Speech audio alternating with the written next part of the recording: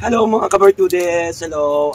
Maganda pa rin tayo at magandang araw at magandang pogi sa lahat ng mga kabartudes ko.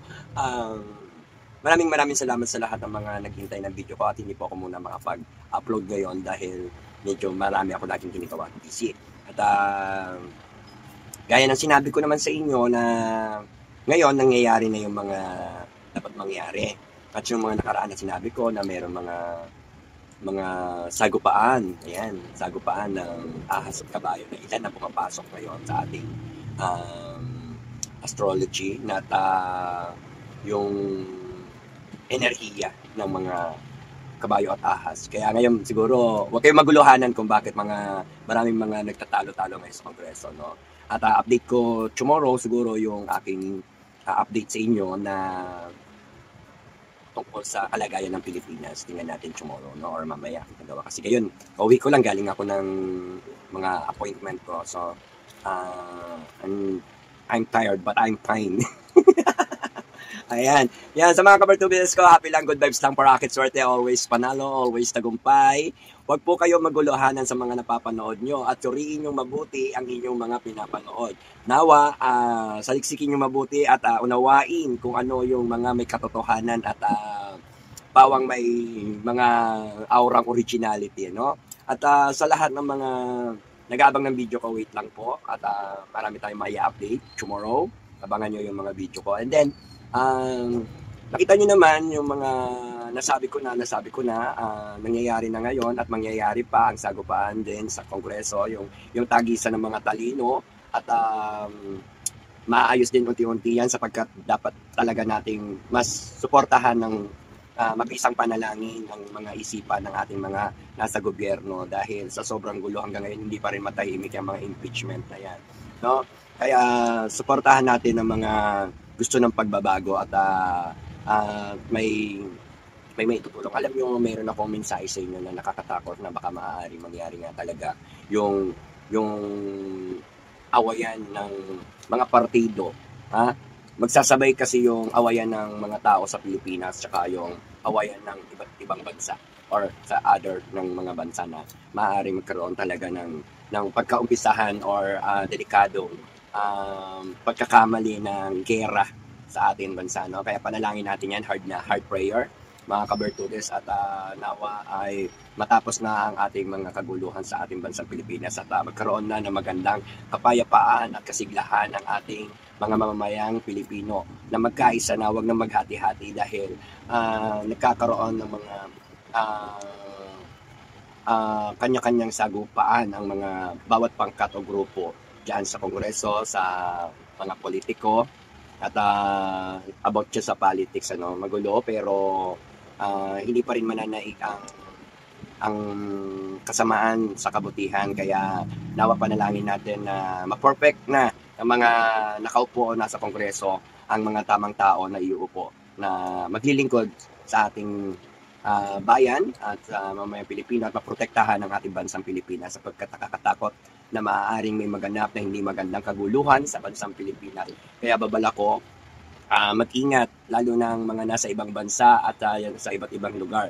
At manatili tayong mag-focus at magpalakas sa panalangin sapagkat wala man tayong magawa sa kanilang harapan na mayroong mga kapangyarihan na nakaupo, panalangin, mas mabisa ang panalangin natin sa Panginoong Diyos dahil si Lord lang at ang makapangyarihang espiritu ng gabay ng tagumpay sa atin ang tutulong upang tayo ay magprotektahan at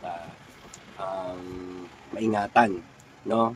Nakakatakot kasi nakikita ko yung atensyon ng tao wala sa mga dadating na pwedeng mangyari na hindi inaasahan at kaguluhan. Kawawa mga mahihirap kasi ang mayayaman may mga sarili-sarili na silang idea. Paano yung mga maliliit na tao at may iiwan sa Pilipinas? Kaya panalangin natin ang kaayusan ng ating bansang Pilipinas sapagkat napaka gulo pa rin. Ayaw pa rin tanggapin ng mga taong mali at gumagawa pa ng mali, no? Lahat yan, mga magbabiral na yung mga yan at trending at mayroong mga iba na imbis na tapos na paulit-ulit. Sinabi ko na rin yan sa mga tarot card ko nung mga nakaraan na ang mangyayari ngayon ay tagisan ng talino, balik-balik na sitwasyon para mas ayos yan mga bagay-bagay na kanilang pinaglalaban din sa kaayusan ng bansang Pilipinas at ng kahilingan ng mga mamamayang Pilipino, no? Kaya suportahan natin. Yan, tagisan sila dyan ng talino, pakitaan ng galing, no? Ngunit mas mananaig pa rin ang mga ah, tunay na magagaling at malakas ang impluensya sa taong bayan na maisaayos ang kaayusan ng ating mamamayang Pilipino at magkaroon ng good future ang Pilipinas at ang taong bayan, ano? Nawa lahat ay magkaroon ng ng kaayusan. Ayan ang palagi ko dinadalangin sapagkat ang ating dalangin din at panalangin natin na makauwi na si President Duterte sa lahat ng mga kabertudes at ka-DDS na supporters. Panalangin natin si PRRD na makauwi na sa lalong madaling panahon at makitaan na natin ang mga sign na magaganda ang ating bansang Pilipinas. Suportahan natin ang mga taong naglilingkod ng tapat at nagbibigay ng katotohanan at may malasakit sa ating bayan, no? Kaya sa lahat ng mga nag-aabang ng video ko, pasensya po muna, hindi ako makapag-upload ngayon dahil pahinga time muna at baka bukas meron na akong i-upload sa inyo dahil sobrang busy lang po si Madam Bertrudes. Lagi akong busy sa taping ko. May taping. Hindi. Actually, marami kasi ako laging kausap sa iba't ibang bansa, iba't ibang lugar. Tapos meron pa akong mga kausap sa appointment, ayan, schedule. Kaya maraming salamat po sa lahat ng mga nagpa-schedule sa akin, tumawag at nagka-interest. Lahat po ng mga kabertudes ko na nagtiwala at naniniwala at may buong pangunawa. Maraming salamat po sa inyo. And happy lang po kayo, good vibes lang para akin, swerte always pa na. Mag-ingat po kayo mga kabertudes at panalangin natin ang ating mga kamag-anak at all relatives natin na nasa Pilipinas na nawawag madamay sa anumang kaguluhan na paparating. Kaya pray natin at lalo na ngayon Ghost Month, maraming mga mawawala, maraming mga magpapakita, maraming mga sasapian ng mga espiritong ligaw at saka hunger spirit or ghost spirit, no, na hunger, no, or yung mga pasaway, no, mga gutom na espiritu. Kaya mag-ingat tayo sa mga napapanood natin na mga nasa social media platform at nasa social media news and vlogger na naglalabas ng mga reaction video and nagbabalita, no. Suriin niyo po mabuti yung mga napapanood nyo. Tsaka ako alam yung mga negatibo, huwag nyo nang panoorin at supportan kasi mahirap po na maapektuhan tayo ng mga negatibong tao. Iwas po tayo sa mga negatibo, no?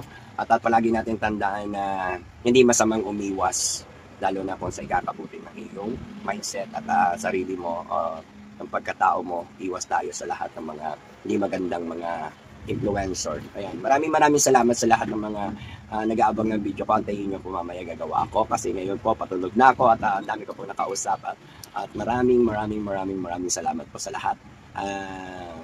Dalangin ko sa lahat ng mga hindi pa po nakakapag-back-cleansing, mag-back-cleansing na po kayo at sa lahat po ng gusto bumili ng Lucky Charm and Protection, bumili na pa kayo para or order na kayo para mapadala natin sa inyo at syempre yan po ay legit at pag nag-recharge po yan sa inyo ay magagamit niya sa tamang pangangailangan nyo for the rescue and hindi pa naman huli ang lahat na kayo ay matulungan ng kagalingan at karunungang gabay ng tagumpay ni Madam Bertrudes. Kaya maraming salamat po sa lahat ng mga ka-Bertrudes ko na nag-aabang at syempre always tayo panalo, always tagumpay! Siyempre! Ayan, maraming salamat sa lahat na nag-aabang ng video ko. Pasensya natin, hindi pa ako sinasabihan ng gabay ng tagumpay ng mga mensahe ngayon. Pero parang nararamdaman ko na bukas, mayroon na tayong makikita ang mga sagot. Kasi hinintay ko munang mangyari lahat ng mga dapat mangyari.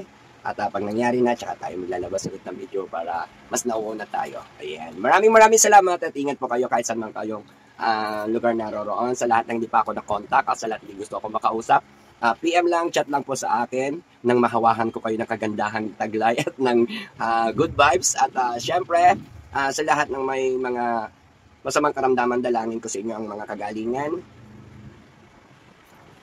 at ang inyong mga katagumpayan sa buhay. Maraming salamat po at ingat po kayo dyan. Search nyo lang or call me nyo ko para kayo ay makapasok sa akin Welcome to my world! Ayan po, maraming salamat sa mga nag-aantay ng video ng Amazing Power or Amazing Fortune Teller Philippines, Madam Bertudas. Maraming salamat po sa inyo and God bless you all and God bless to us, more power, more blessings sa inyo.